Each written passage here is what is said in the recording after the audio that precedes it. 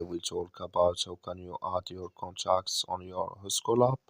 We're going to figure out the solution on how you can do that on your app. So you just follow these ways, then it's going to work with you. So all you have to do, so you just go down here, you click here on contacts down here, and you just click on it. Here it's going to show for you your contact in this list here.